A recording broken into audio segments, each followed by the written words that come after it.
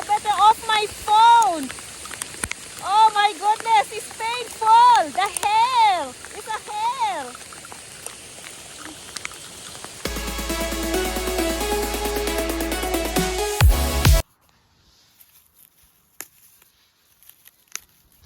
Every day I harvest asparagus. It's too bad to complain.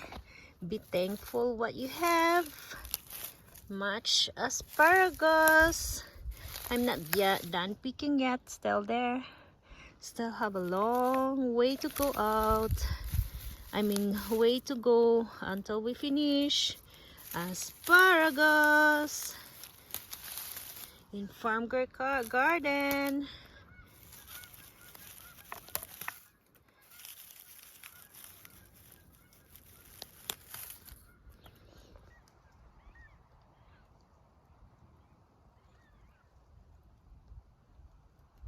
Look at that, it's raining here. It's the first raining. It is the first rain for the year 2023. Yes. More, pouring more. Yeah, it's raining. It's heavy rain and I'm in the greenhouse watering my plants. Planting some seeds. Look at this. So I'm stuck in here. I supposed to harvest the asparagus. And look at that. This is our seeds. Those are our radishes in the side. So we can plant soon. Aha! Thank you, Lord, for the moisture, for the rain. So today is the first day of rain for the year 2023 and we are here in asparagus patch harvesting the asparagus. So I went once already, so I'm just repeating to pick some more because I spy some more that's growing. See, we have to pick up today because it is raining and I have planned to do the pickling. I have lots of asparagus already I picked up yesterday, so I clean it and wash and put in the fridge. And today it is raining, so I can add this and do the pickle because asparagus pickle is so nice. I like it. So this is the second time that I pick up. Just now I already pick, and I still can get some more. So all you have to do is just like that. Just dig the straw, see? So that's the asparagus. It's non-stop. I show you guys. So there, it's already went once already. So look at that. See? So I wanted not to take a video, but of course it's good to share my experience or my asparagus harvesting. I went already once, but it's already lots. See? So I'm sure that I can make quite a bit of asparagus pickles today. Because it is raining, we cannot plant or do anything in the greenhouse or outdoor or in the what do you call that? In the garden. So it's good to have rain. Look at that. Yeah, so you have to do is to just to dig this and dig the straw and just look underneath lots of asparagus. So this is organic asparagus, guys, and this is the watering. We just water the day because it's too dry. Yeah, so look at that, quite a bit. See, I take 4 in here. Oh, it's raining again, guys. Oh, that is hail. See that? And this is hail right now. It's raining hail and I'm outside picking asparagus. But it's a small hail, guys. It's a small. Hopefully don't damage our strawberries much. Can you hear that? Rain and hail. That's so noisy for the roof there. So it's hailing while I'm picking up asparagus in here. Look, can you see that? It's hailing. It's hailing. And a big rain. Hopefully don't get bigger. See?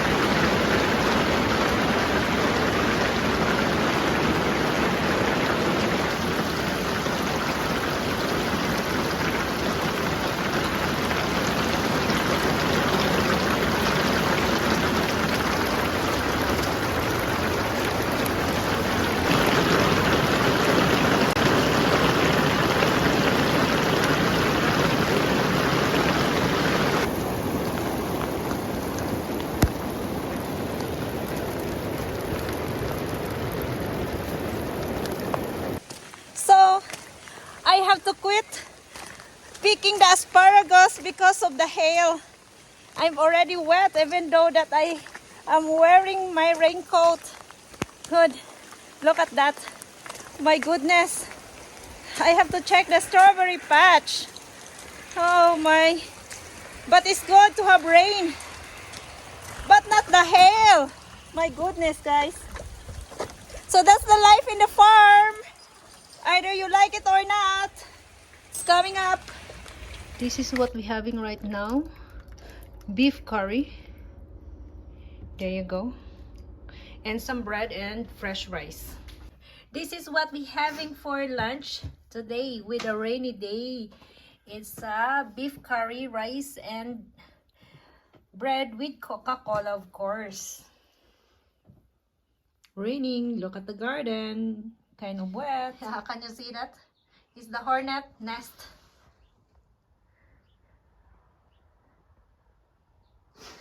So we are in the barn right now. To do the renovation, what can we do with this barn? Okay, I am on top of the barn. And I will see what can we do in there. So this is the old barn in here. What can we do with all of this stuff? So we're looking for new renovations to use up the barn. Oh, see? Look, there's lots of wood. Old houses, barns, old stuff they put in here. And this is horse. Oh, it's nice. Beautiful one. How many years is this? It's about 30 years, or It's at least 30. 30 or 40. Yeah. It's nice. Huh. So you hold here when you sit down in the horse. Yeah, well, that's where you, when you rope the steer, Uh, you swing the rope, catch him, and then you wrap it around there. And then the steer can't get away. Yeah, that's good. Good. But this barn is quite a bit nice. I like this barn, eh? Oh, there's a hornet house there too. Oh, yeah. There. Not so happy about this one. Oh, somebody baked it. It's the cinch. And they're up No, that's there not the too. cinch. I don't know what that is. For spanking. Hey.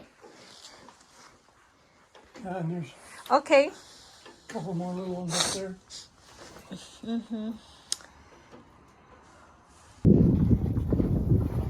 I like that door. It's easy to close and it's unique. So this is the barn that we look to do something, renovations or anything that we need to. Yeah, so this is nice barn.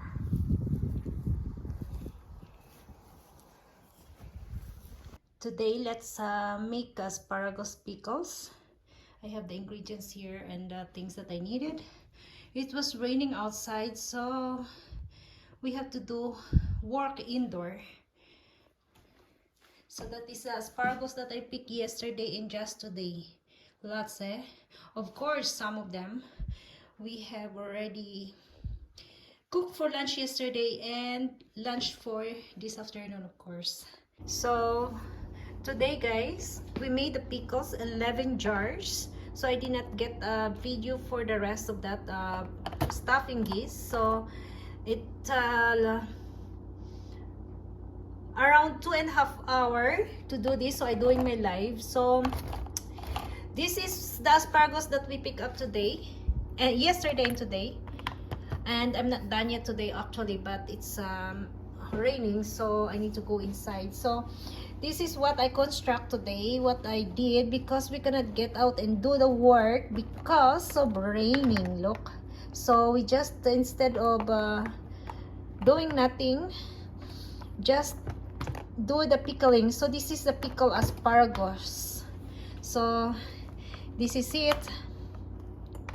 Yeah, so I did not take a video to do that, guys, because I do the live as so see, it's lots, 11 jars, but yesterday and today, but today I'm not done picking asparagus yet. See, it's so cute, it's so nice. You see, can you see that? Yeah, so that's the life of farm girl. If you cannot do anything outside, just do the pickling. So that's what I did during the summer here or at the farm, or in the farm, or yeah. So this is my own recipe for my pickles. This is asparagus pickles. Who loves the pickles? So thank you so much. See you next video. Bye bye. This is your Farm Girl Canada. Please like, comment below, and share the video. Subscribe to Farm Girl Canada. Bye bye.